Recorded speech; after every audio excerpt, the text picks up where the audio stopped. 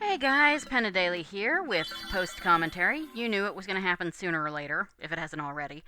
Yeah. Anyway, so, yeah, we're gonna.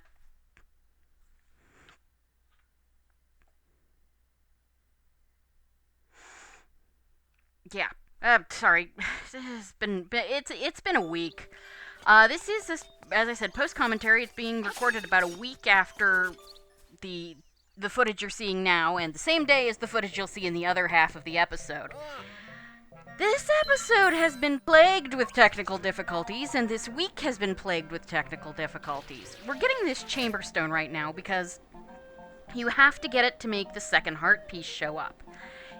The heart piece is available after you finish the key cavern, but you have to clear out enough figurines that this chamber stone shows up, and then you have to clear out the chamber stone.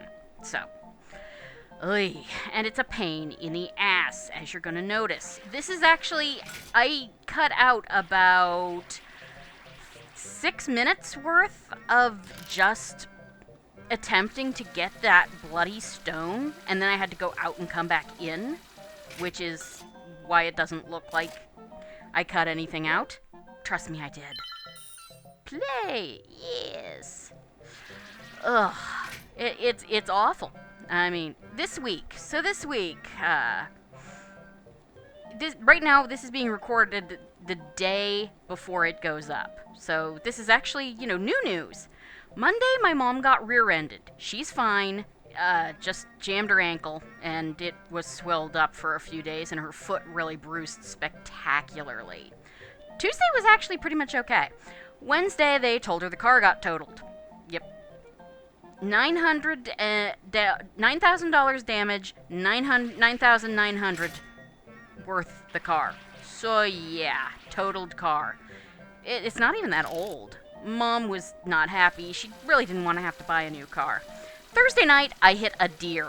They're everywhere around here, but this is actually, only the second time I have ever hit one. Little jerk just stepped right in front of my car, and I flipped him right off the bloody road. It was a mess. Car is drivable, it's all cosmetic damage, and while my insurance is being helpful, there's still a lot of hoops to jump through, and it's the holidays. But as I said, the car is drivable, so it's just... And then Friday was my Christmas party at work, which was good, and as you can see, that heart piece is back. But I did get lost trying to find a place to park.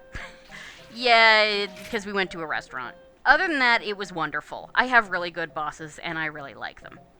So, yeah, that was this week. And then, so, when I was first recording this, halfway through recording, my hard drive filled up. And it just stopped recording. So, yeah, which I did not notice until after I'd done the episode and saved. Important tip, kids. Keep two copies of your files so that you can always go back to the beginning of the episode and re-record if necessary. I didn't. I had to get back to where we are now on a different file. It doesn't matter. I tried to make things, fairly standard. There's some interesting things in the trendy game. Like, there was a Loftwing statue in the upper left corner. And the frog in the upper right kind of has the same style as that mural of the windfish. And a Darknut helmet next to the, next to the Loftwing statue. But now, we're going to head out and, I think, get some more crap on our way to Telltale Heights to go after Turtle Rock, the 8th dungeon. Yay! So, you guys are watching this December 22nd. Yesterday was the solstice. Happy solstice. That's today when I'm recording it. So, happy solstice to anyone who celebrates that. It's snowy and yucky where I am. But, it's supposed to be warm and, melt off some, so that'll at least be good. Just sort of hopping along. I love how the owl statues, their eyes stay glowing. It's just spooky and cool. Yeah, you all can just die. Stupid pigs. Alright, so we're going up into the Telltale Mountains. That leads up to the egg. No. This way. Kill the pigs. I am not going to start quoting Lord of the Flies here. I didn't like that book. Never believe anyone who tells you that it's all about human nature. It was specifically written to be about the nature of upper-class British boys. Yeah.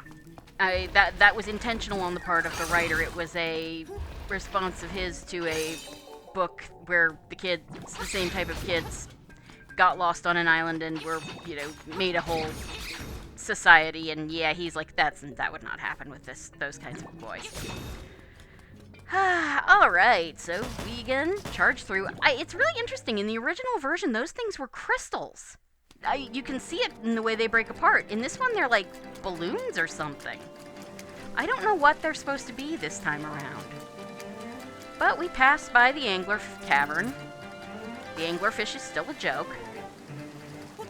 Come up here. Kill the Tektites. Honestly, I've got some friends who think that these Tektites are creepy looking, and they are, but I've still seen creepier. Like, honestly, the ones in Ocarina of Time I think are creepier. These at least have that big eye, which sort of... I find it less creepy because it's so normal looking. Well, you're having fun. Whew, finally! This flying rooster is the greatest! Yup, he is. Cluck. I'm glad he's enjoying his afterlife. Unlife. Whatever an undead rooster does with calls his existence. Somebody, help! Hey, Link! Some monsters put me up here. What should I do? I'm afraid of heights. Well, yes, we buckled a swash. Yeah, that was a surprise. Link, thank you. Say, Link, I don't know how to say this, but... Mood Killer Terran strikes again. Marin! Huh? Terran? Never mind. I gotta go. Uh-huh. God, they're so cute. A friend of mine keeps describing the aesthetic as Fisher-Price, and yeah, they look like more detailed versions of Fisher-Price's Little People. Although, I think Fisher-Price's Little People are now more detailed than they were when I was little.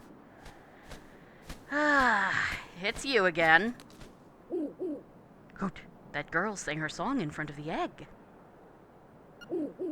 Her Ballad of the Windfish is a song of awakening. Did she actually intend to wake the windfish? The next siren's instrument is in the west. Play your melody so the unliving stones might hear. Show your courage. The windfish waits for you. Hoot. Okay then. I like this blue tunic color. The sort of muted. And let's see. We've been through there because I did this before, so we're just gonna head straight through the passageway. No chicken this time. And yep.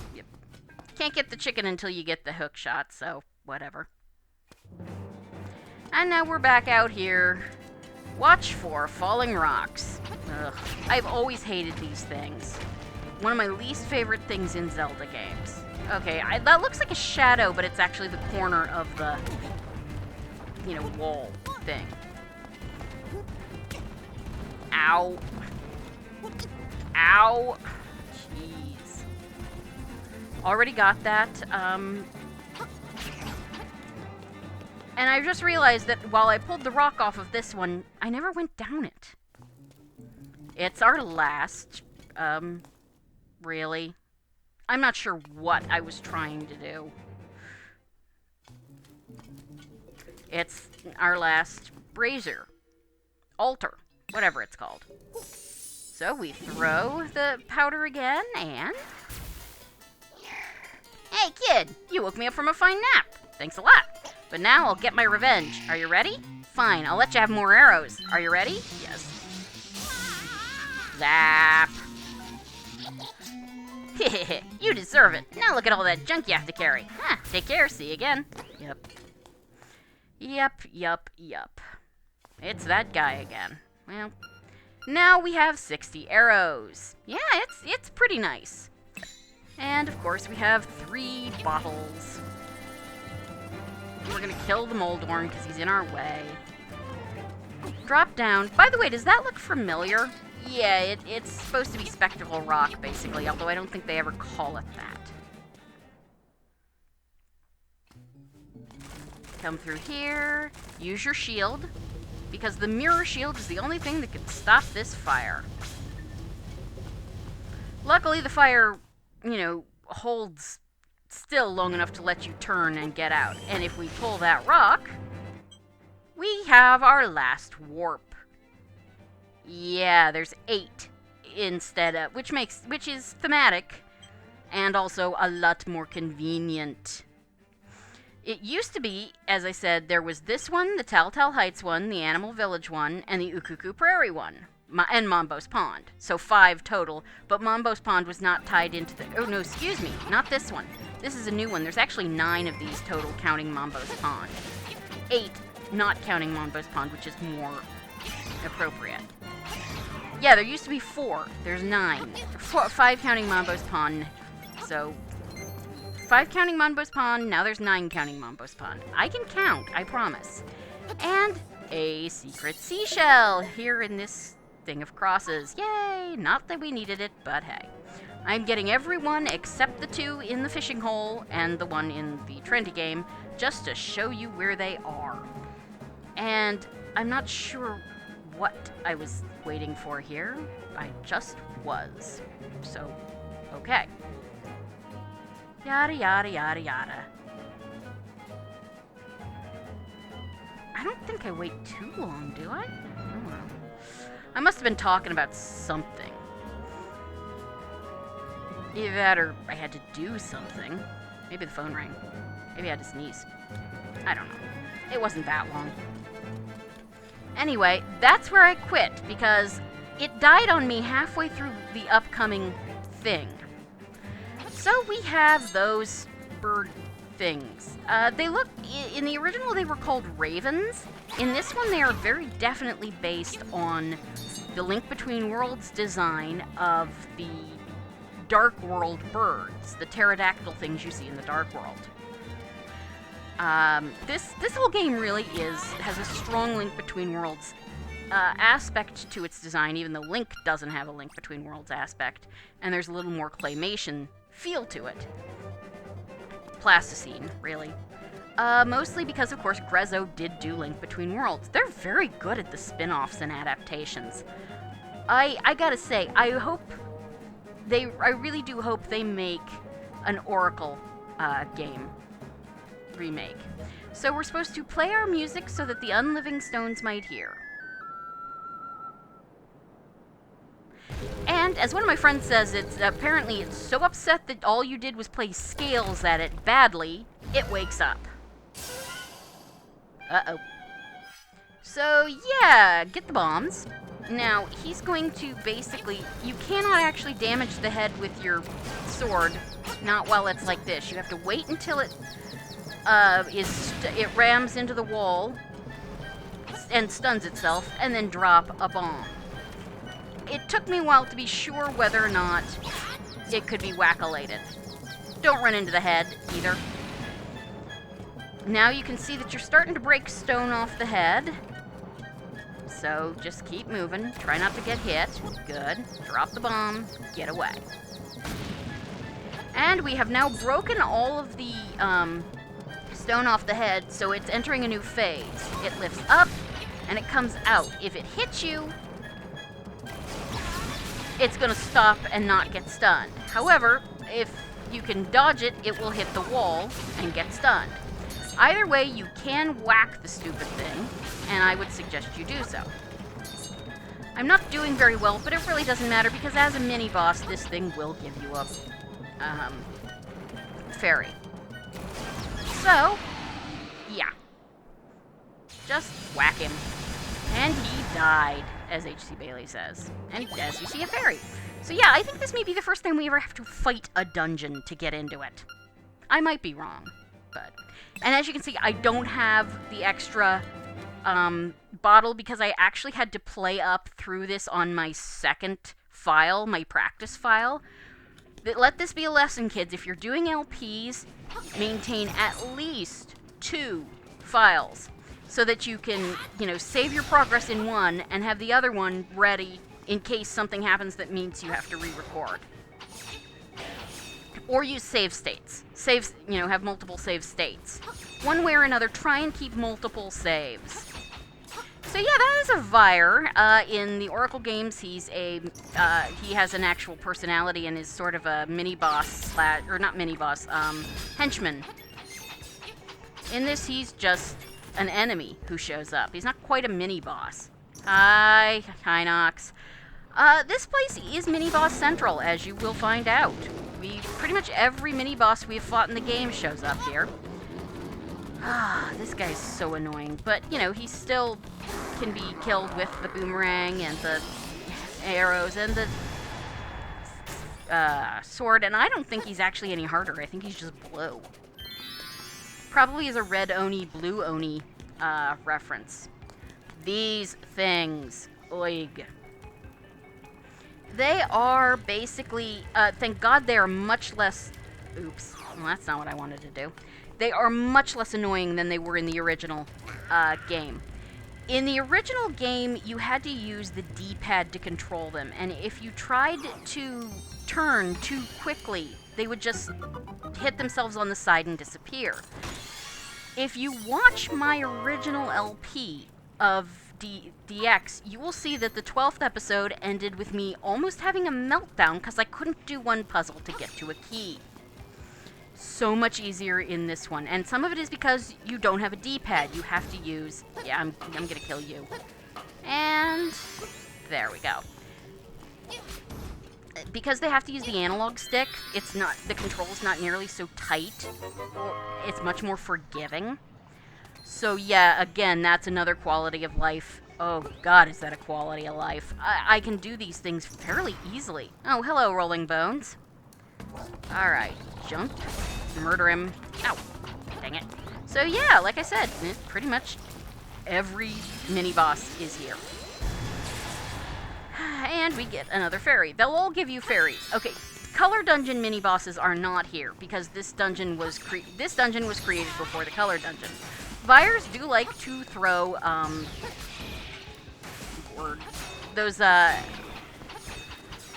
Vyres like to throw those fireballs at you. Once you have made them split apart into their 2 bats, they're dead as far as the game is concerned in terms of opening doors and getting keys.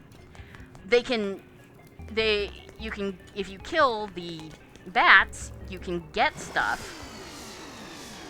but you don't have to for opening door purposes. And yes, you can just hit those things with your sword. I had forgotten that and was almost trying to run into it. You got the compass! Yay! So that's nice.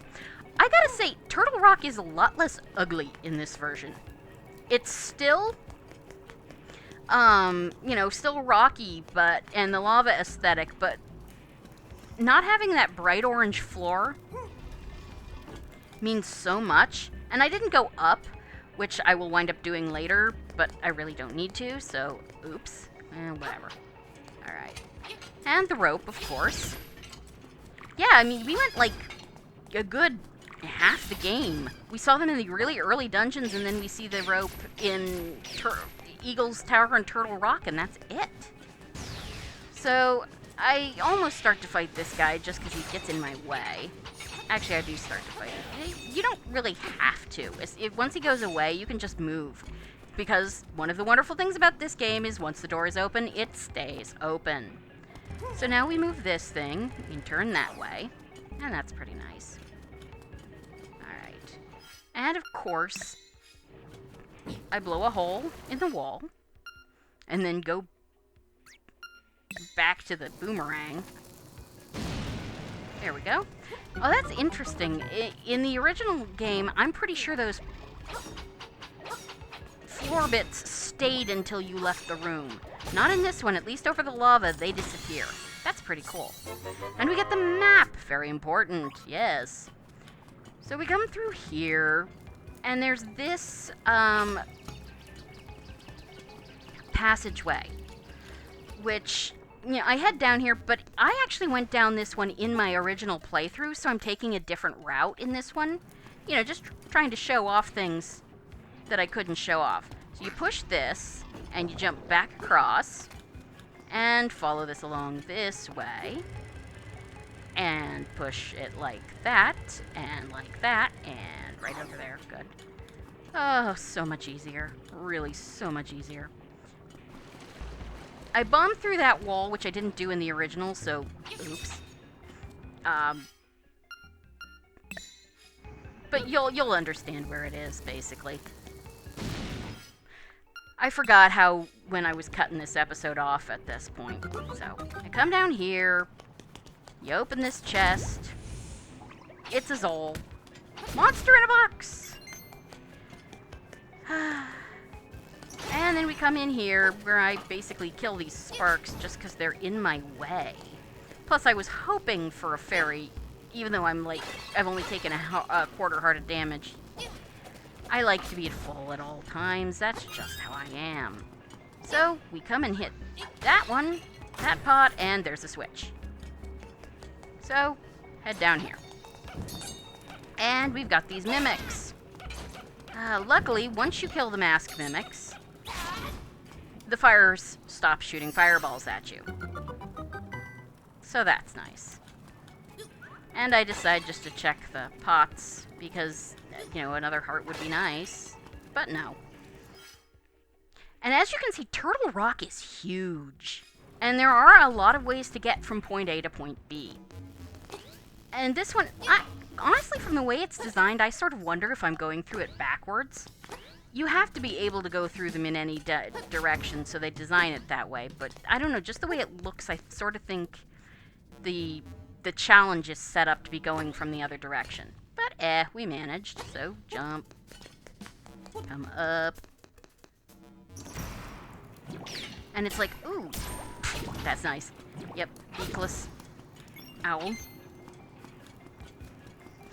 Which, this is the first time I've actually checked it. Yeah, the beakless statue is saying something. You can't make it out.